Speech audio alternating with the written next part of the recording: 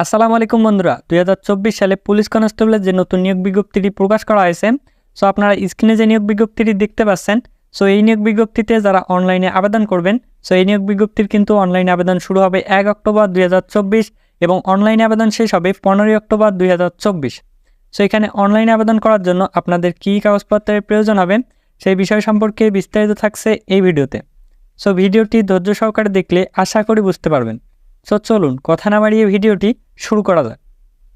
ভিডিওটি শুরু করার আগে আপনাদের একটি গুরুত্বপূর্ণ তথ্য দিতে চাই। আপনারা যারা বাংলাদেশ পুলিশ কনস্টেবলের নতুন নিয়োগ বিজ্ঞপ্তিতে অনলাইনে আবেদন করবেন, সো তাদের কথা চিন্তা করে আমরা একটা চূড়ান্ত সাজেশনের ব্যবস্থা করেছি। তো এই চূড়ান্ত সাজেশনে কিন্তু আপনাদের লিখিত এবং ভাইভার যে সকল প্রশ্ন আসে সেই সকল প্রশ্ন সম্পর্কে দেওয়া আছে এবং আপনাদের মাঠে যে সকল কার্যক্রম হয় সেই সকল কার্যক্রম সম্পর্কেও দেওয়া আছে। সো পুলিশ কনস্টেবলের মাঠের কার্যক্রম কিন্তু 3 দিন ব্যাপী হয়ে থাকে। সো 3 দিনে কী কী পরীক্ষা নিরীক্ষা করা হবে সেই সকল বিষয় সম্পর্কেও আমাদের সাজেশনে দেওয়া আছে। সেই চূড়ান্ত সাজেশনের পিডিএফ পেতে আমাদের এই নাম্বারে হোয়াটসঅ্যাপ খোলা আছে, এই নাম্বারে হোয়াটসঅ্যাপে মেসেজ দিতে হবে। সো এখন চলুন মূল আলোচনায় যাওয়া যাক। পুলিশ কনস্টেবলে আবেদন করার জন্য আপনারা স্ক্রিনে যে একটি লিঙ্ক দেখতে পাচ্ছেন, এই লিঙ্কের ভেতরে ঢুকে অনলাইনে আবেদন করতে হবে।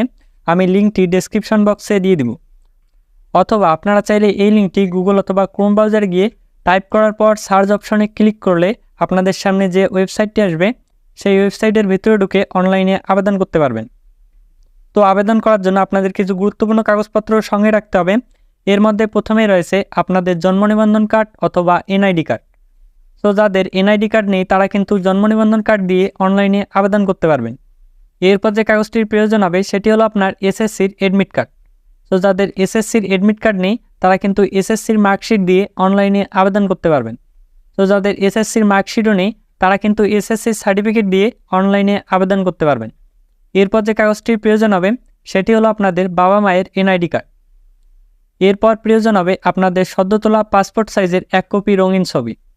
এরপর প্রয়োজন হবে আপনাদের সচল একটি ফোন নাম্বার। তো অবশ্যই মনে রাখবেন যে ফোন নাম্বারটি দিয়ে অনলাইনে আবেদন করবেন সেই ফোন নাম্বারটি যেন সচল হয়, কারণ ওই ফোন নাম্বারের মাধ্যমে আপনাদেরকে এসএমএসের মাধ্যমে সিলেক্টেড এবং নন সিলেক্টেড এসএমএস দেওয়া হবে। সো যারা সিলেক্টেড এসএমএস পাবেন তারা কিন্তু অ্যাডমিট কার্ডটি ডাউনলোড করতে পারবেন। তাই অবশ্যই সচল একটি ফোন নাম্বার ব্যবহার করবেন, তা না হলে পুলিশের ওয়েবসাইট থেকে আপনাদের যে এসএমএসটা দেওয়া হবে সেই এসএমএসটা কিন্তু আপনারা পাবেন না।